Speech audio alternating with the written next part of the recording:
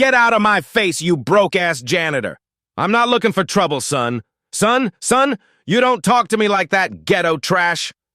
Tyler Richardson explodes with rage, stepping from his BMW. White, wealthy, entitled. His crew watches from expensive cars, smirking at the confrontation. Darius Thompson stands calm in his stained maintenance uniform, black, working class, alone, just trying to get home after another night shift cleaning offices. This is my neighborhood now, old man. What are those ugly, scarred hands gonna do? Mop me to death. But Darius's weathered hands tell a different story. Knuckles bearing secrets Tyler can't read. 15 years of buried memories flickering behind calm eyes. The maintenance worker who cleans buildings by night once destroyed men in boxing rings. Have you ever watched privilege collide with hidden power?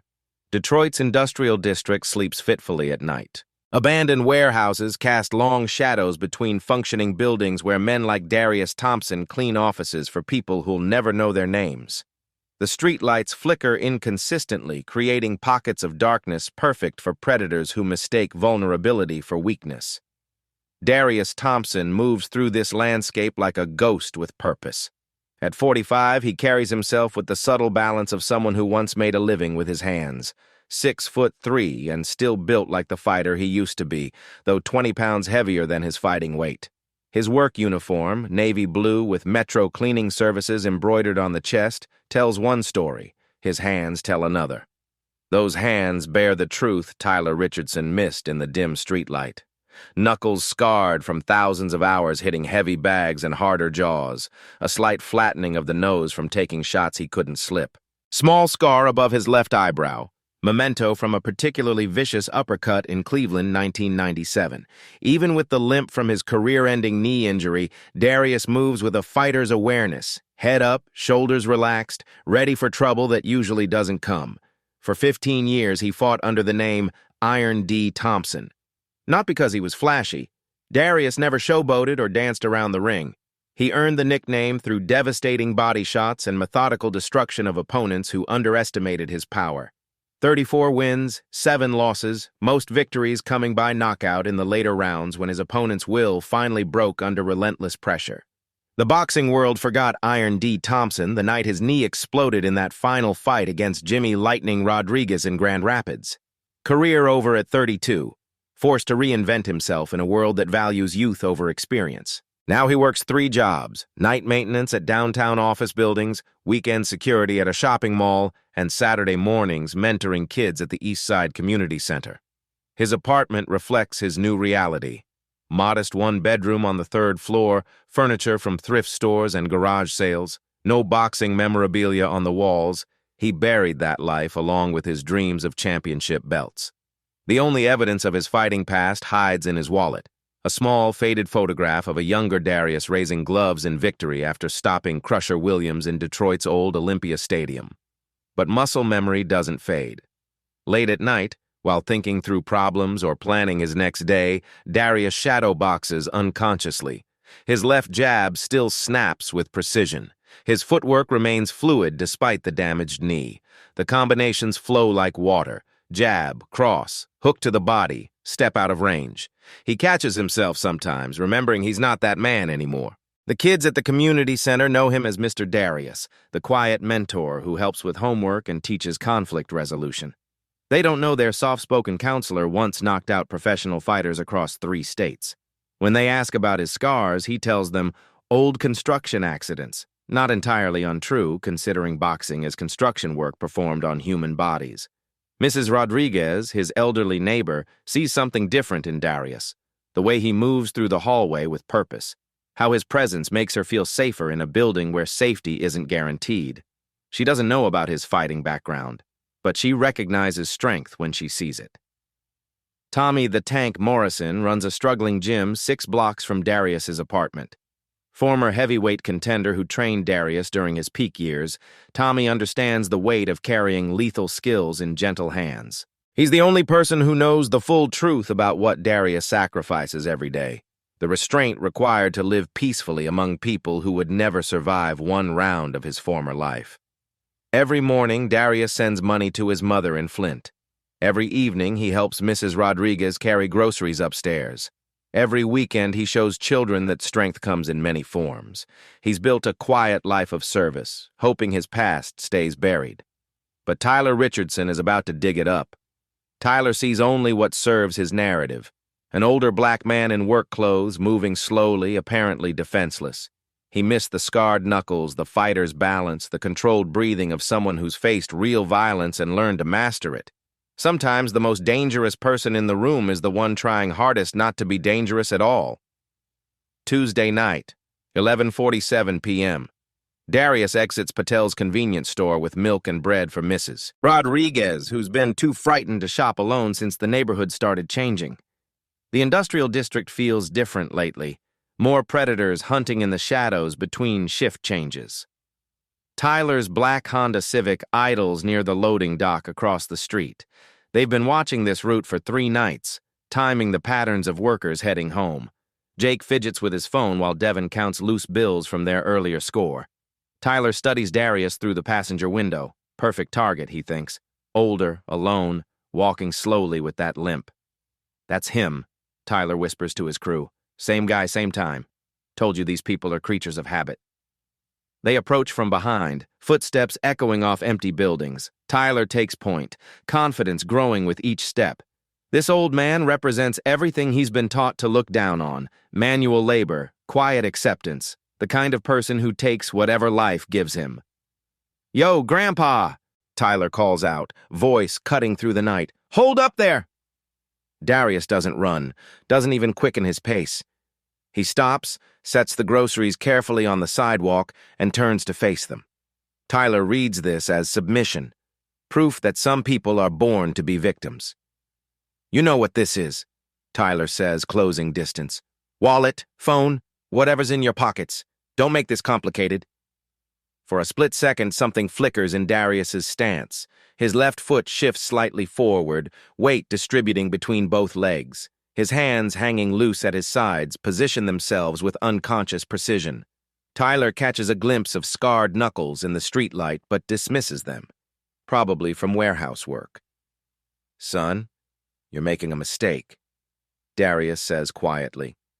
Tyler laughs, turning to his crew. "You hear this? He thinks we're making a mistake." Back to Darius. "The only mistake here is you walking around my neighborhood with my money." Instead of fighting, Darius slowly reaches for his wallet.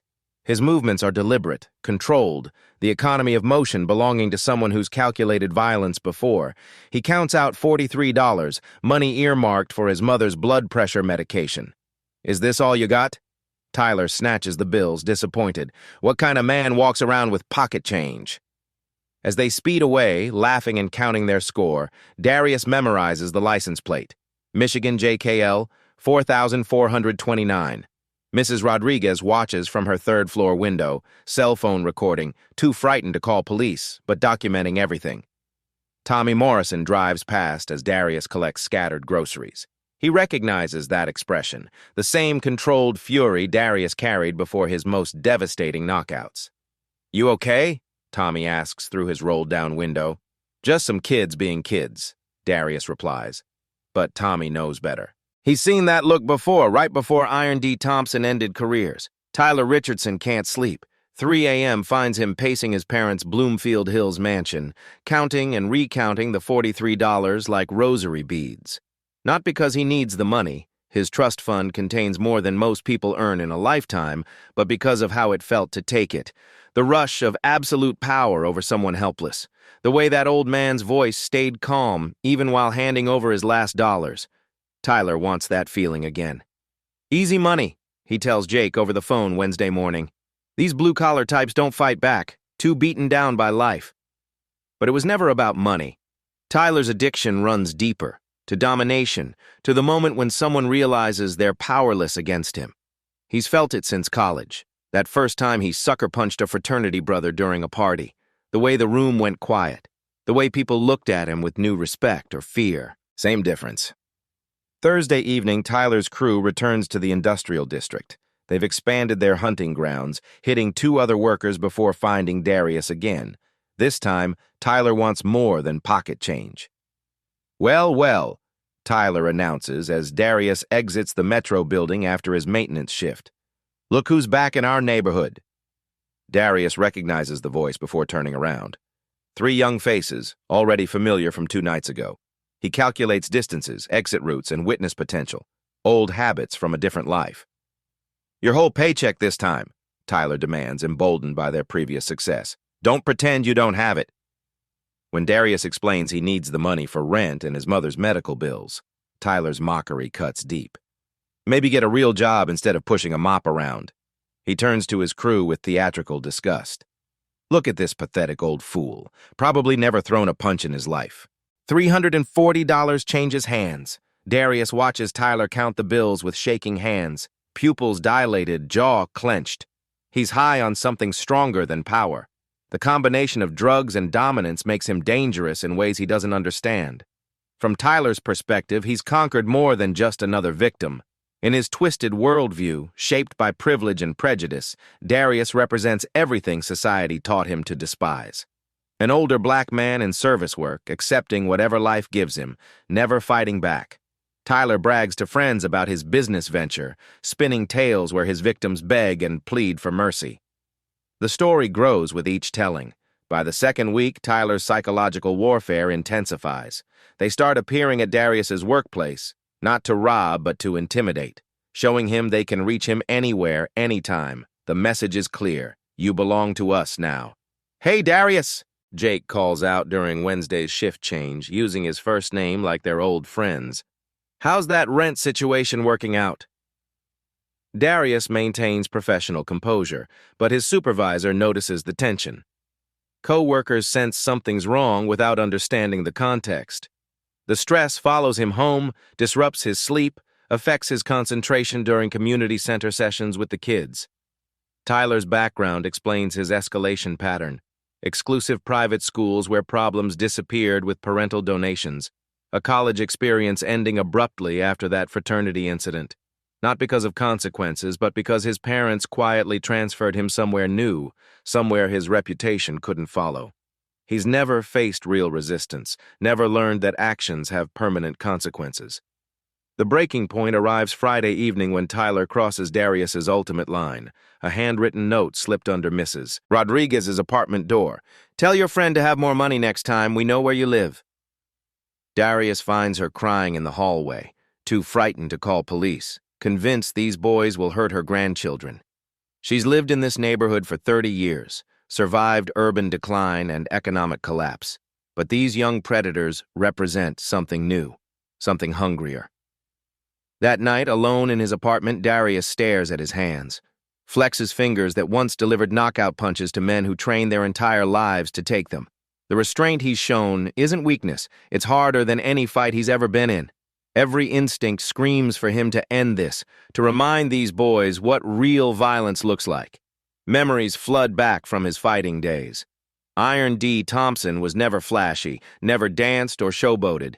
He was methodical destruction personified, devastating body shots that sapped opponents' will to continue. Round after round of precise punishment until their spirit broke along with their ribs. His trainer's voice echoes across 15 years.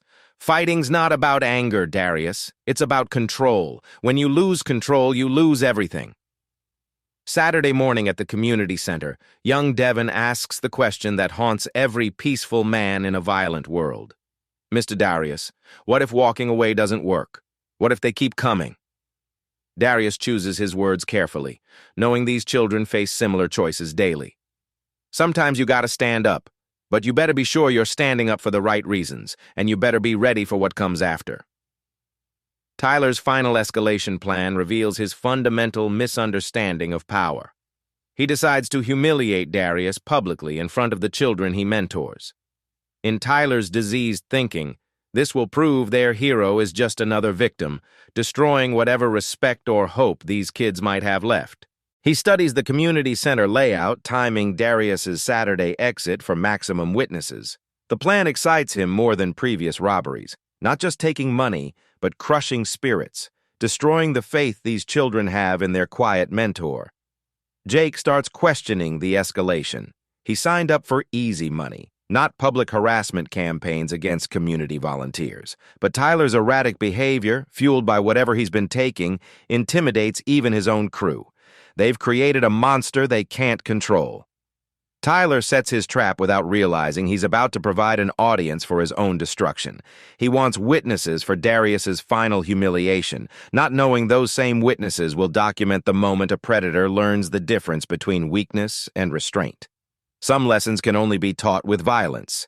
Tyler Richardson is about to get an education 15 years in the making. Friday night, after finding Mrs. Rodriguez terrorized in the hallway, Darius drives to Tommy's gym. The old building smells like leather and decades of sweat.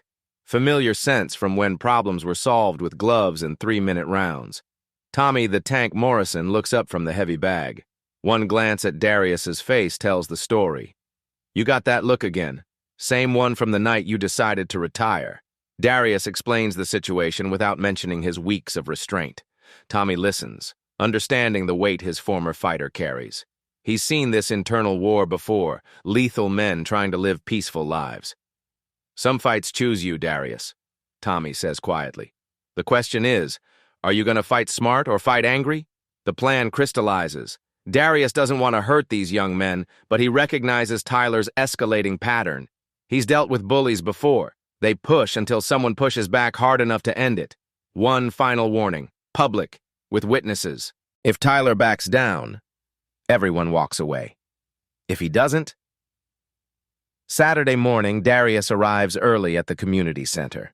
He informs the director about potential trouble, arranges for additional security, off-duty officers who volunteer weekends. 6 blocks away, Detective Sarah Martinez reviews robbery cases targeting black workers in the industrial district. She's close to identifying perpetrators but needs one more incident. Mrs. Rodriguez sleeps peacefully, trusting Darius's quiet confidence that her nightmare ends soon.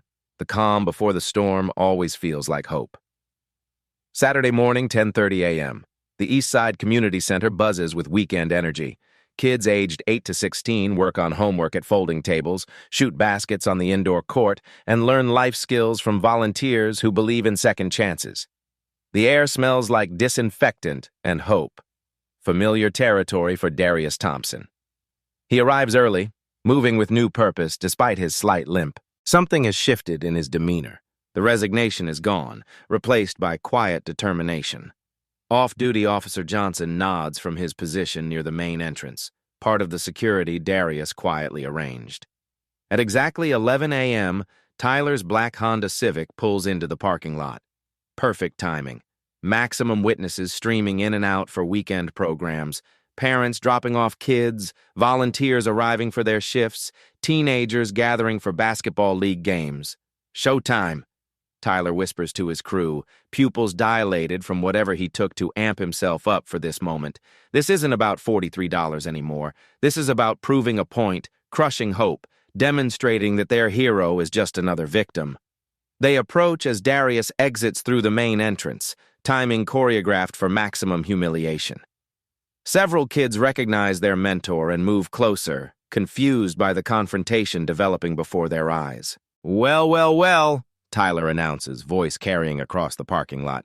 "If it isn't our favorite working man, time for your weekly donation, Grandpa."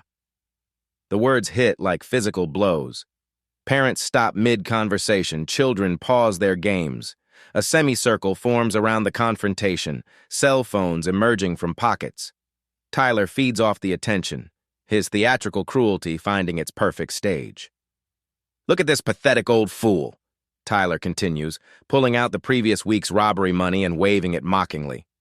"What did you make me take last week? $43? What kind of grown man only carries pocket change?" He turns to the growing crowd, performing now for maximum impact.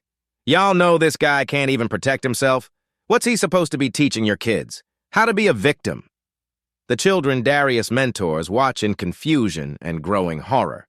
Their quiet hero, the man who helps with homework and teaches conflict resolution, stands motionless as this young predator publicly destroys his dignity. Some parents pull their kids closer, others record on their phones. "Matter of fact," Tyler continues, drunk on power and audience attention, "maybe I should be running programs here, teaching these kids what real strength looks like, not this weak-old fool who hands over his money like a good little..." "That's enough." Darius's voice cuts through Tyler's performance, calm but carrying new authority. He steps forward, hands still at his sides, but something fundamental has changed in his posture. Son, I've given you chances. You threatened my neighbor. Now you're here where children can see. This ends now. Walk away. Tyler sees only what he wants to see. The same passive victim who's funded his power trips for 2 weeks. The calm demeanor registers as ultimate weakness, final proof that some people are born to be dominated. Or what, old man? Tyler pushes closer, emboldened by the audience. You gonna fight me? You're gonna show all these kids how tough their hero really is? The crowd holds its breath. Mrs. Rodriguez's teenage grandson, Roberto, films everything from 15 feet away, catching Tyler's mocking laughter, Darius's repeated warnings, the precise moment when Tyler makes his fatal mistake. Tyler shoves Darius hard in the chest, expecting the same passive response he's received for 2 weeks. Come on, Grandpa, show us what you got. In 0.3 seconds, 15 years of suppressed muscle memory explodes into action. Tyler's shove triggers something primal in Darius Thompson, not anger, but professional calculation honed by thousands of hours in boxing gyms across 3 states. His stance shifts almost imperceptibly. The left foot slides forward 6 inches. Weight distributes perfectly between both legs. Shoulders drop and square. His left hand rises to chin level while his right cocks at his waist. For the first time since his career ended, Iron D. Thompson stands ready for war. Tyler doesn't recognize the transformation. He sees the same old man, maybe getting a little aggressive. Nothing he can't handle. He throws a wild right hand, telegraphing the punch from downtown Detroit. Darius slips the punch with minimal movement, economy of motion belonging to someone who's faced real violence. Tyler's momentum carries him forward, off balance, directly into the path of devastation. The liver shot is surgical. No wind-up, no telegraphing, just 15 years of professional experience delivered through 4 knuckles into Tyler's unprotected torso. The punch travels exactly 6 inches, generating power through perfect hip rotation and weight transfer that Tyler's untrained eye never sees coming. The impact creates a sickening thud audible 20 feet away, leather meeting meat with scientific precision. Tyler's exhale is sharp, desperate, the sound of someone whose diaphragm just forgot how to function. His knees buckle immediately. Hands clutch his side as he crumples to the asphalt, writhing in agony, unable to speak or breathe properly. The crowd falls silent except for Roberto's awed whisper, captured clearly on his phone. Holy shit, did y'all see that? Darius doesn't follow up. One punch, perfectly placed, ends 2 weeks of terror. He stands over Tyler's writhing form, breathing normally, hands relaxed at his sides. No anger, no satisfaction, just the calm of someone who's done what needed doing. Jake and Devin freeze, finally understanding they've been threatening the wrong person for 2 weeks. They move to help Tyler, but stop when Darius's eyes find them. Not threatening, but absolutely clear about consequences if they choose poorly.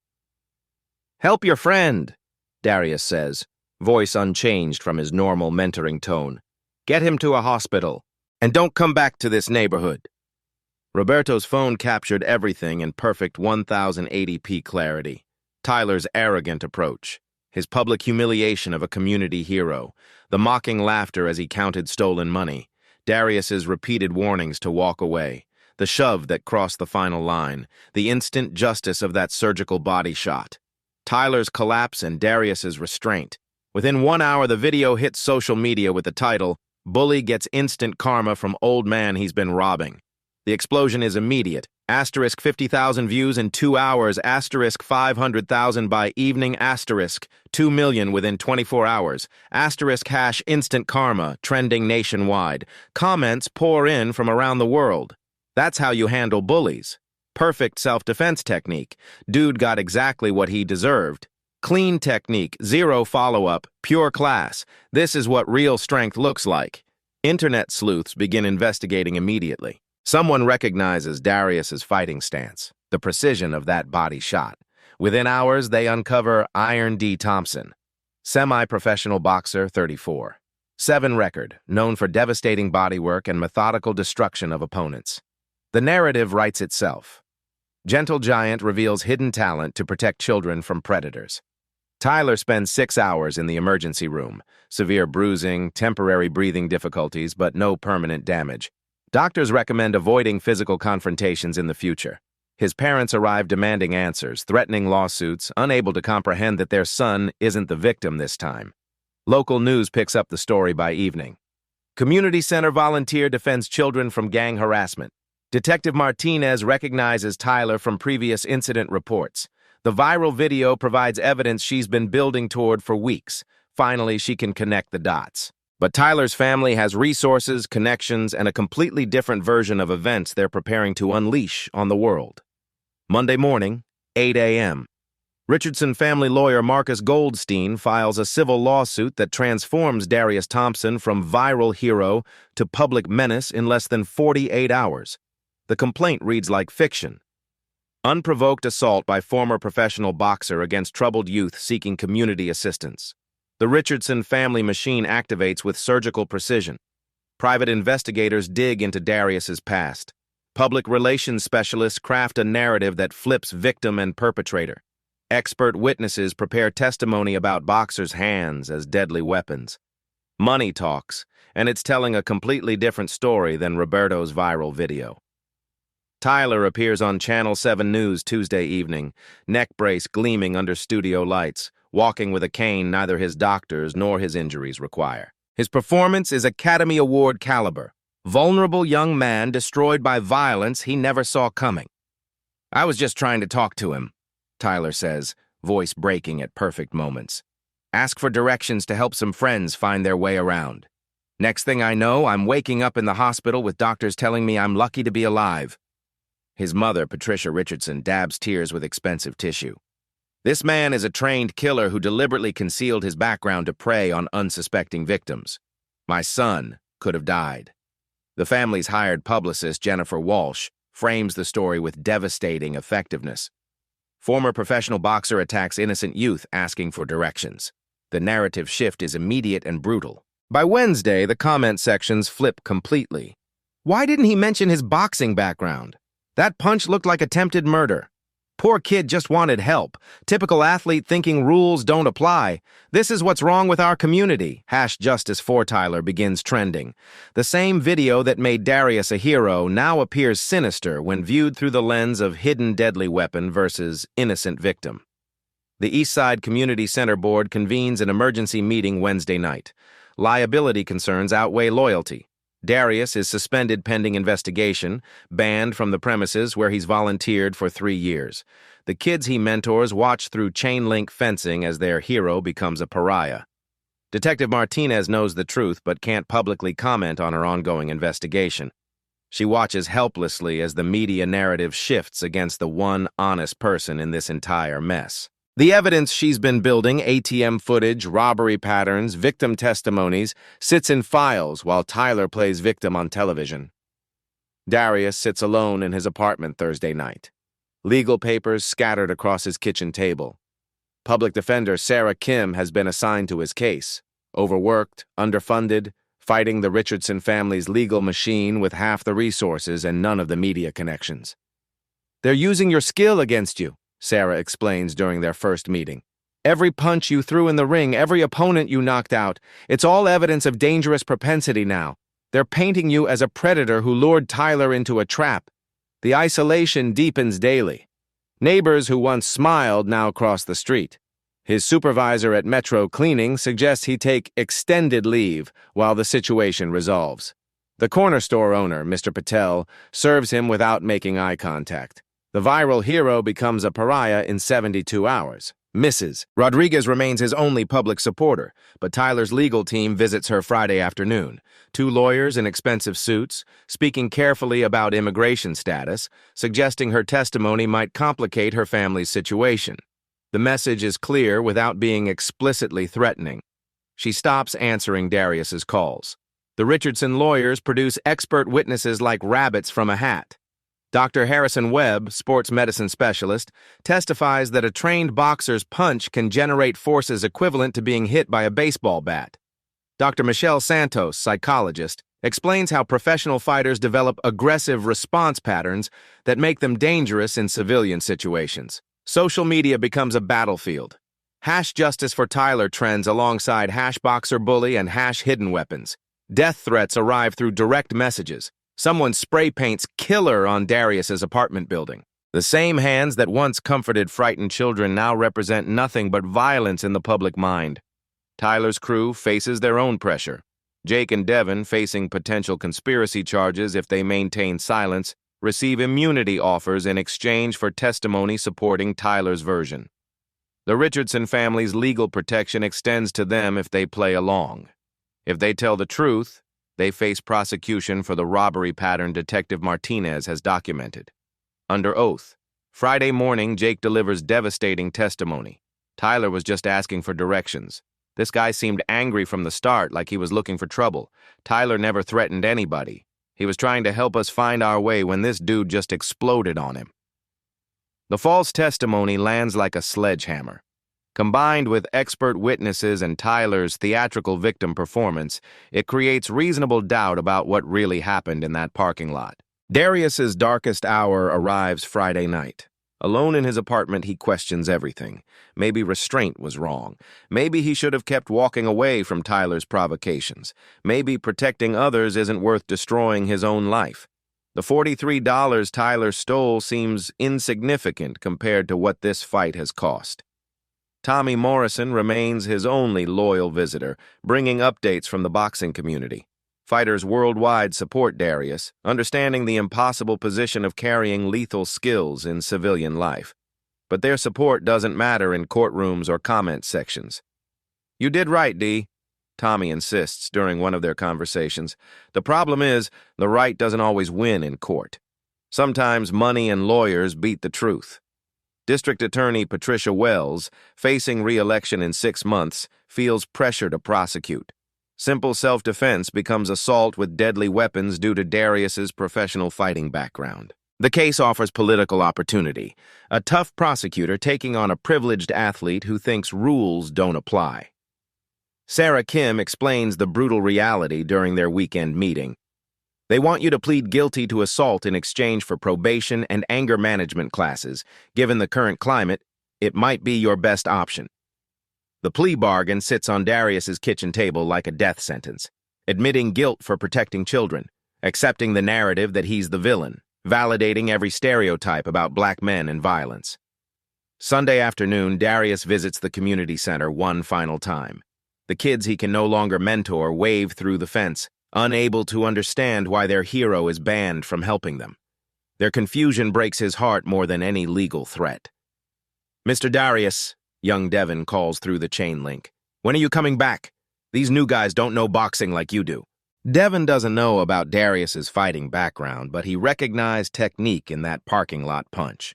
His innocent observation plants a seed. How many other people saw the truth that media manipulation obscured? The storm is about to break. Detective Martinez's investigation reaches critical mass. Tommy finds forgotten evidence that changes everything. And Tyler Richardson's carefully constructed victim narrative is about to crumble under the weight of documented truth. Sometimes justice takes longer than instant karma, but it's more permanent when it finally arrives. Monday morning, 6 a.m. Detective Sarah Martinez stares at her computer screen, coffee growing cold as pieces of a 3-month puzzle finally click into place. The breakthrough came from ATM security footage from Patel's convenience store 3 weeks before the community center incident. There, in grainy black and white clarity, Tyler Richardson's crew robs another victim. Same license plate Darius memorized, same pattern targeting black workers in the industrial district, same systematic harassment documented across 7 different incidents over 2 months. Martinez connects the dots with methodical precision. The robbery pattern shows clear escalation and premeditation. Tyler's crew graduated from single incidents to sustained psychological warfare, with Darius as their primary target. The community center confrontation wasn't random violence. It was the culmination of weeks of systematic predation. Sarah Kim's legal strategy shifts from self-defense to victim vindication. With Martinez's evidence, they request an emergency hearing to present new material that completely reframes the narrative.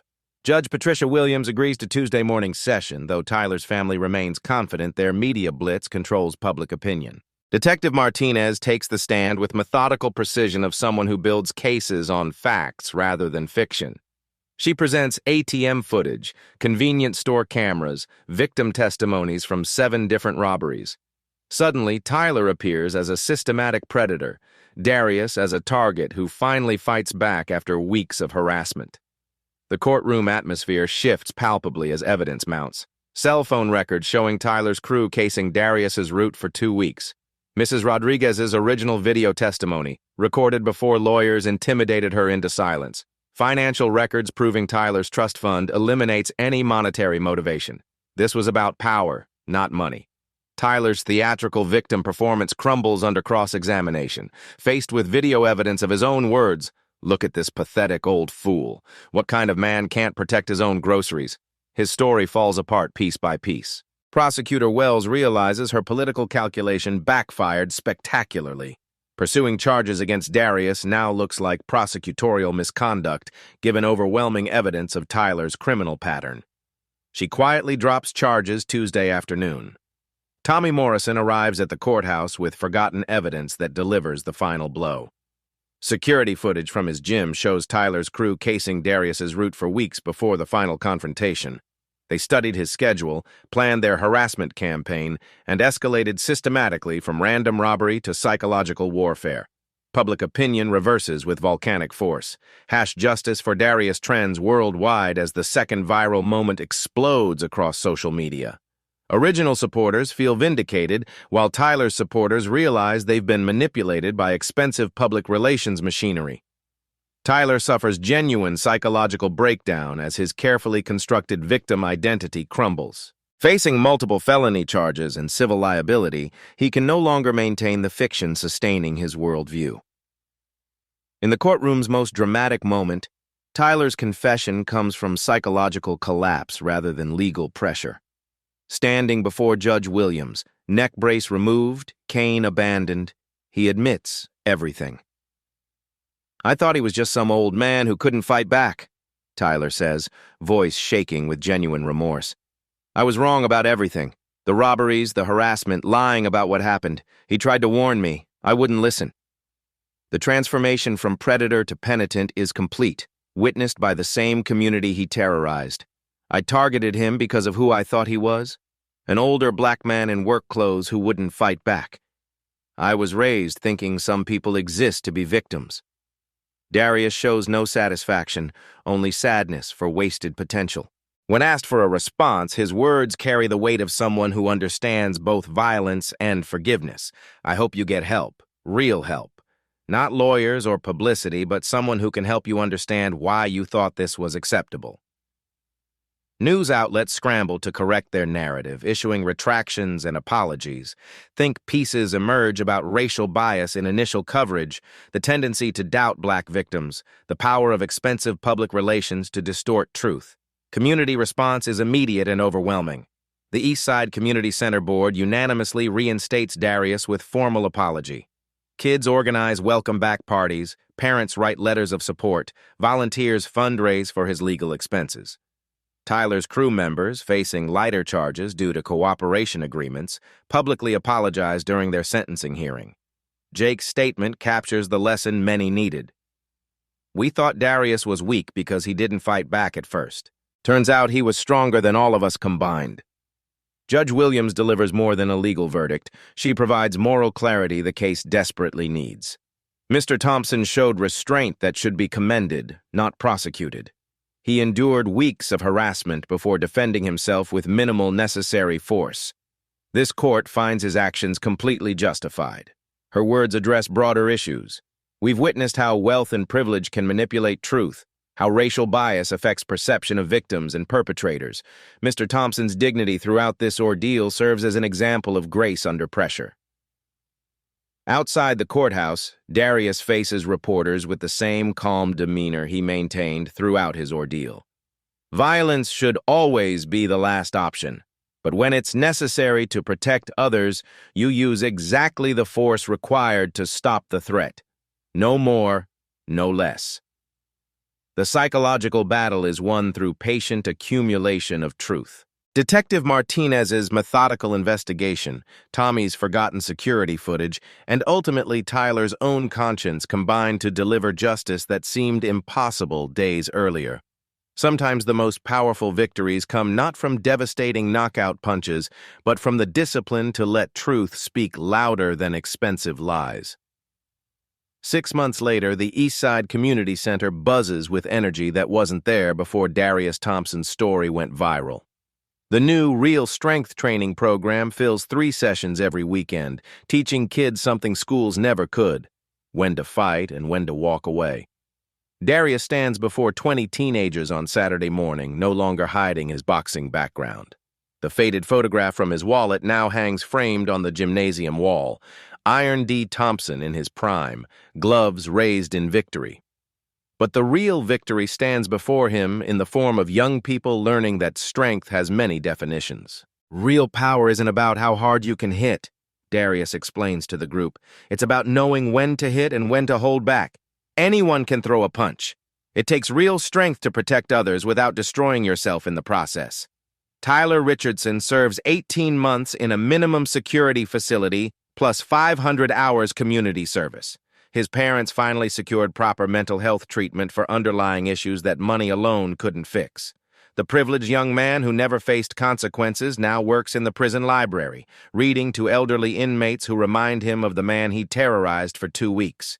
The program expansion exceeds every expectation.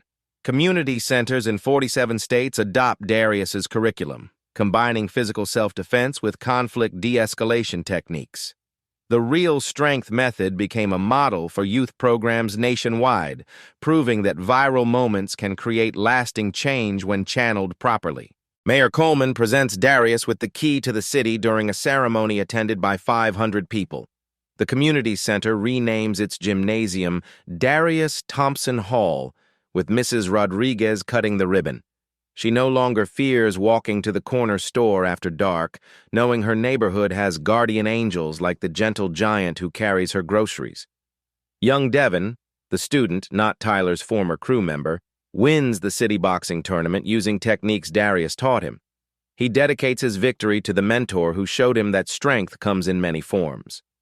Mr. Darius taught me that the hardest fight is the one you choose not to have, Devin says during his acceptance speech.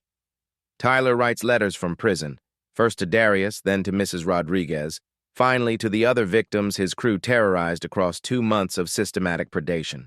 The apologies can't undo damage, but they represent genuine change from someone who finally understands the weight of his actions. Darius visits Tyler once, bringing the kind of quiet wisdom that prison counselors lack. "You had everything," Darius tells him through reinforced glass. "Money, education, opportunities. But you didn't have what matters most. Understanding that other people's pain is real, not entertainment." The ripple effect extends beyond individual transformation. Other robbery victims find courage to report crimes they previously suffered in silence. Detective Martinez credits Darius's courage with solving 12 additional cases, breaking criminal patterns that existed because victims felt powerless to fight back. Tommy's gym experience's renaissance as where Iron D. Thompson trained becomes a selling point for legitimate self-defense classes. Former fighters volunteer as instructors, teaching techniques that emphasize control over aggression. The struggling business becomes a community cornerstone, proving that second chances work both ways. Police partnerships emerge from unexpected places. The department collaborates with Darius's program to train officers in de-escalation techniques, learning from someone who managed violence while maintaining humanity. His experience becomes a teaching tool for professionals who carry badges and guns. National recognition follows naturally. Morning show appearances, speaking engagements, documentary crews filming his daily routine. Through it all, Darius maintains the humble demeanor that made him hero in the first place. Fame doesn't change the man who still helps Mrs. Rodriguez with her groceries every Tuesday. The documentary When to Fight wins Regional Emmy for social impact, following Darius for 6 months as his story transforms from viral moment to lasting movement. Hollywood calls with movie offers, but Darius prefers reality to fiction, impact over entertainment. Personal growth includes romance with Detective Sarah Martinez, who believed in him when public opinion turned hostile. They bond over shared commitment to justice and community protection, understanding that some battles are worth fighting and others are worth preventing. Community transformation becomes measurable reality. Crime in the industrial district dropped 40% over 2 years following implementation of Darius's program. The neighborhood that once felt like hunting ground for predators becomes a model for community policing and civilian cooperation. Tyler's eventual release brings unexpected development. He begins working with Darius's program as cautionary tale speaker.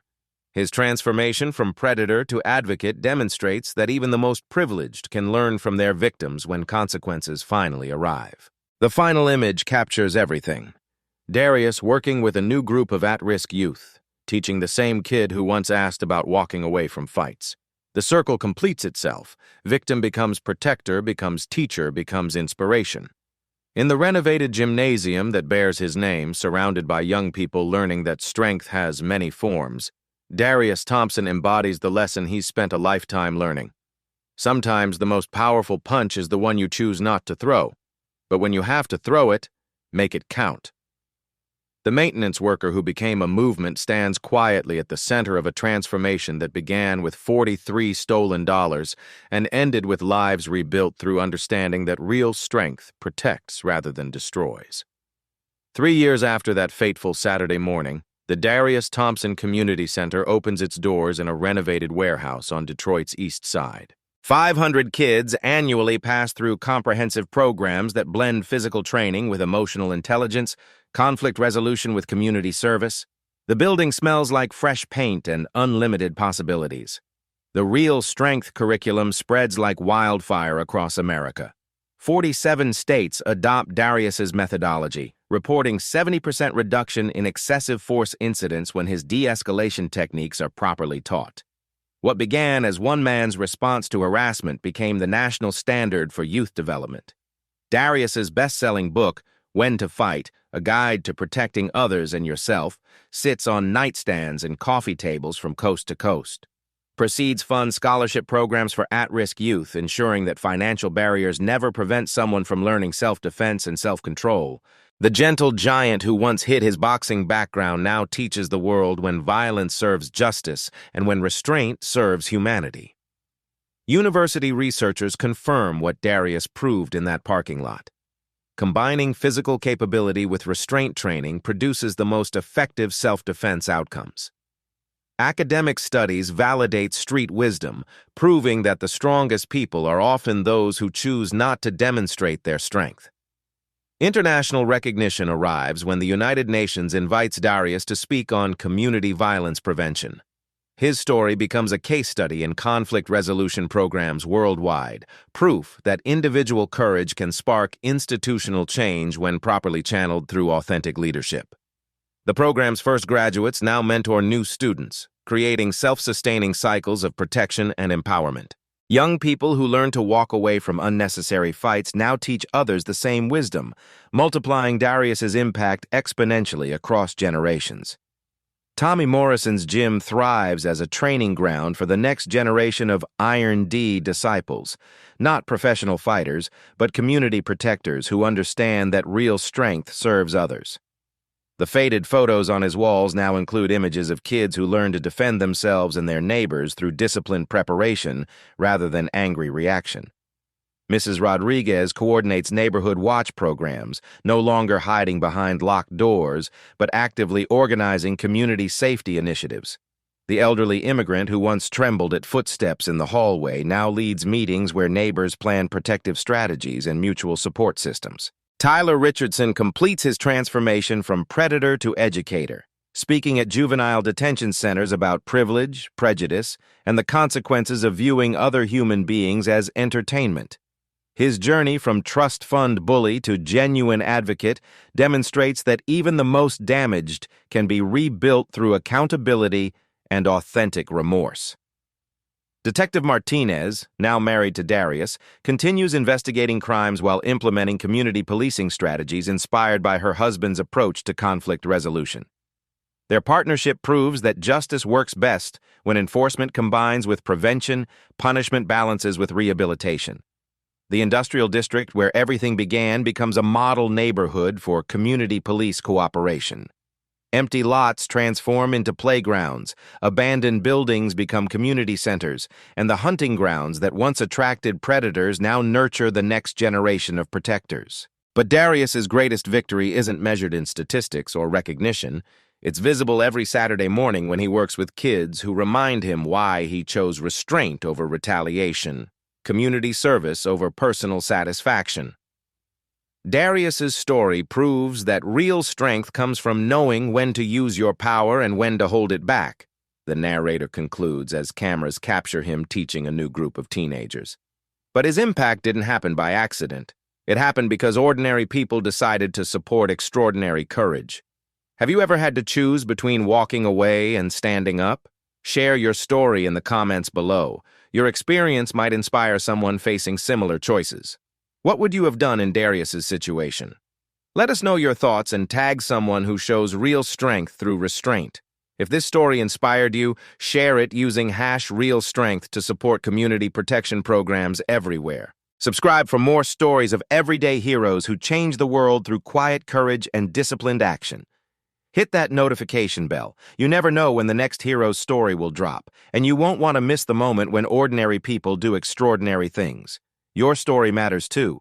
Share it, support it, live it.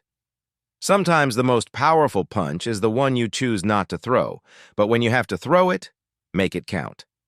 Subscribe now for more stories of real strength conquering false power.